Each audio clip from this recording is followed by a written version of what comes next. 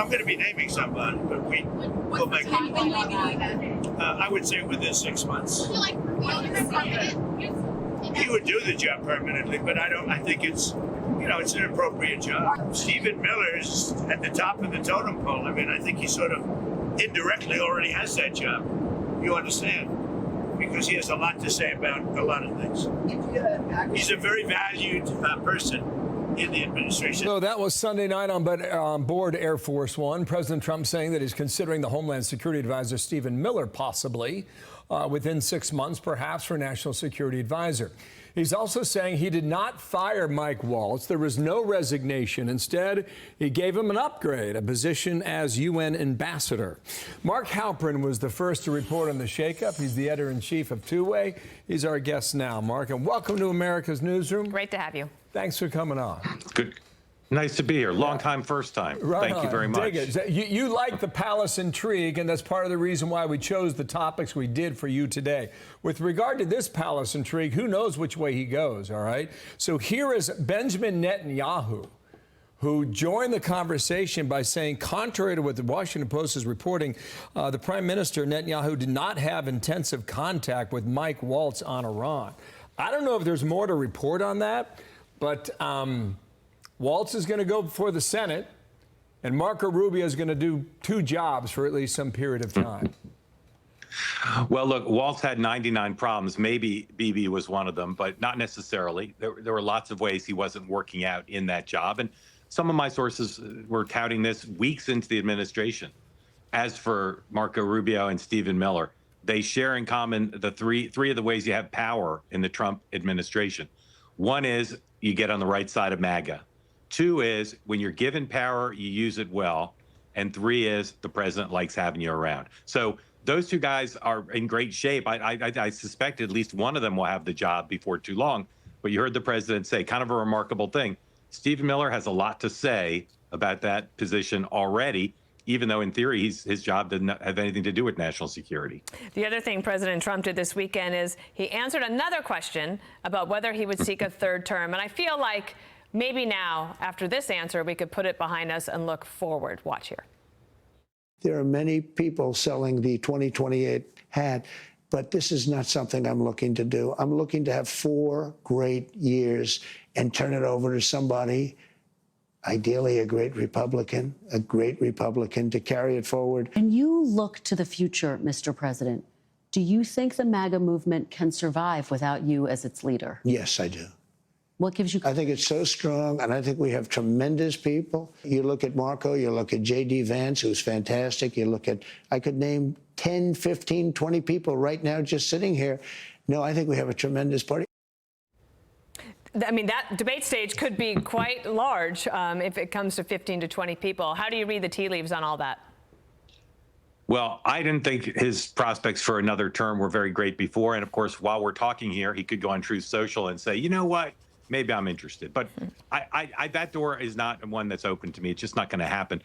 He could name 15 names, but he chose to name 2. And those are the 2 names you hear the most from Republicans who are interested in the legacy of MAGA after Donald Trump leaves the stage.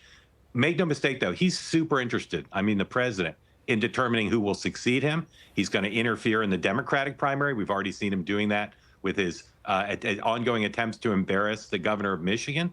And I think you're going to see him watch closely to see whether anybody can get into that first tier that he's just created with Rubio and J.D. Vance, because Donald Trump's power will continue to be strong, I think. If he puts someone in the first tier, they're in the first tier. If he doesn't, they ain't. He's been asked this before, though, Mark, and he didn't name check people. In fact, a month ago, he was asked specifically about J.D. Vance, and he said, maybe, he'll be in the mix. I mean, why do you think at this point he chose to say Vance and say Rubio? Yeah. Well, it's a great question because tomorrow he could say different names. So I'm not sure I read too much into it. But I will say, in talking to people in the movement, in talking to people in the more traditional wings of the party, those 2 guys remain head and shoulders above all the other prospects. I think you have a big drop off. And I think the president is, as you know, he's a keen observer of presidential politics. He was long before he was a candidate. And I think he looks around and he listens and he talks to people on the patio at Mar-a-Lago, at Republican events. And I think he's reflecting the reality of what's going on right now, which is, again, people talk about those two guys potentially as a ticket. They talk about them as head and shoulders above the others in all the measures you use to say who's got a chance to be the nominee in 4 years. I wanted to ask you about the Democrats, because this story, it just doesn't seem to change very much. They have not found their footing since the election. And now you have the books coming out saying that most people in the Democratic Party did know that Joe Biden wasn't going to be capable to do another 4 years. Harris did her big speech last week. Here are a couple of headlines. That Democrats cautiously open door to another Harris run in 2028. Or that Pritzker and Ocasio-Cortez, a billionaire and a former bartender, emerge as Trump resistance leaders.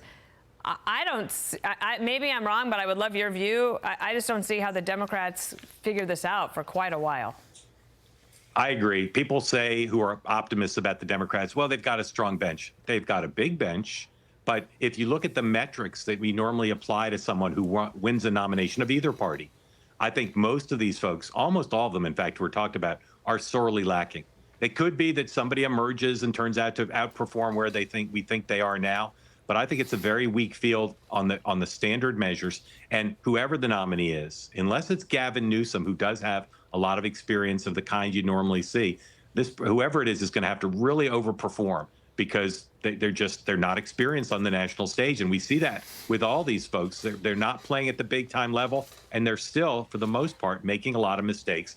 And they're not taking advantage of the opportunities that President Trump is giving them on a daily basis. Hey, Mark, thanks for coming on. We love the analysis, and we look forward to having you back.